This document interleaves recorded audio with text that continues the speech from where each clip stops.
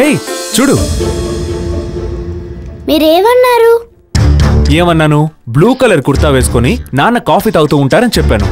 కానీ నాన్న rose colour shirt వేసుకుని బ్లాక్ కలర్ కోట్ వేసుకుని ఫోన్ మాట్లాడుతున్నారు. సరే రండి, దేవి అమ్మమ్మని చూద్దాం. పద.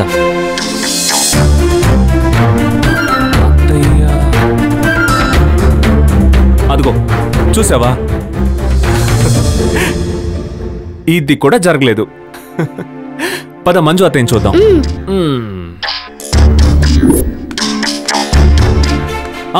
అదిగో చూడు,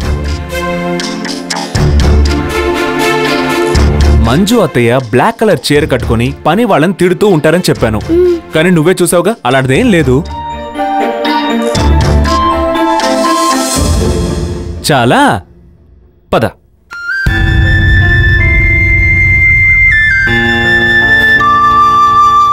ఇప్పుడు ఒప్పుకుంటావా? దేవుడు అనేవాడు లేడమ్మా. మనం మాట్లాడుకునేవి దేవుడి చెవికి వినపడవు. మనమే అనుకుంటాం దేవుడు ఉన్నాడు ఉన్నాడు అని. దేవుడికి చెవులు లేవు, కళ్ళు లేవు. ఇక నుంచైనా దేవుడిని నమ్మడం మానుకో.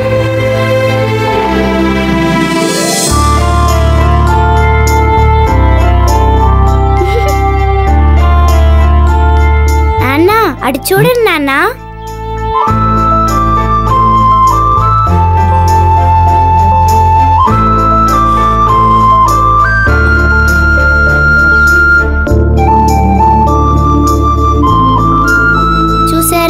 మీరనుకున్నట్టే గంగా పసుపు రంగు చీర కట్టుకొని ముగ్గేస్తోంది చూడండి.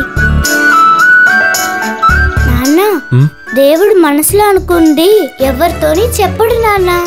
మనకి ఎవరైతే నచ్చుతారో వాళ్ళకి మాత్రమే చెప్తాడు. Ganga, good morning. Good morning. Good morning. ముగ్గు బాగుందంట.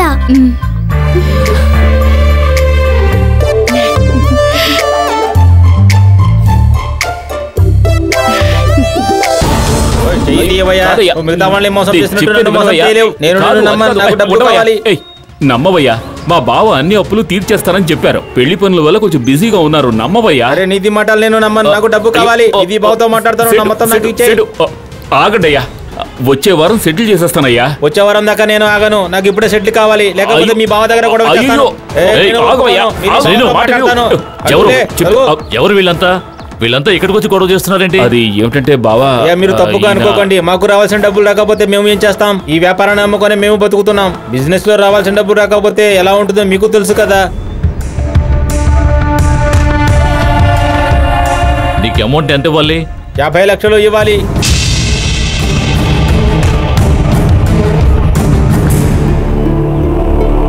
గంగా, వెళ్ళి చెక్ బుక్ తీసుకురామ్మా. సరే మావయ్య.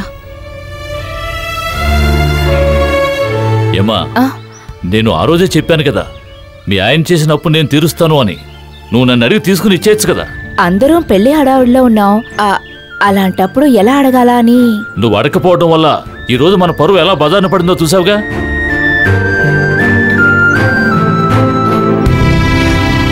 రామ్మా. తీసుకుని మావయ్య.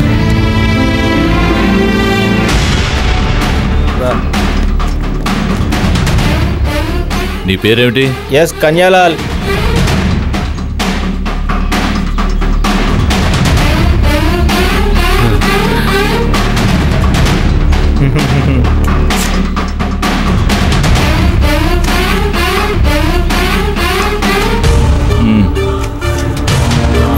ధన్యవాద్ సాబ్. సిన్ను సాబ్, మీకు మళ్ళీ డబ్బు కావాలంటే రండి. పోవయ్యా. చాలా థ్యాంక్స్ బావా. పర్వాలేదులే. మనం అనుకున్నట్టు నా కూతురు ఇంటి కోడలయ్యుంటే ఆ హక్కుతో మిమ్మల్ని అడిగుండొచ్చు. ఇప్పుడేమో మేమందరం మీకు బాకీ పడినట్టు అయ్యాం. అదే నాకు బాధగా ఉందన్నయ్యా. మంజు, అలా ఎందుకు అనుకుంటావమ్మా? నీకు కాకపోతే నేను ఇంకెవరికి చేస్తానమ్మా?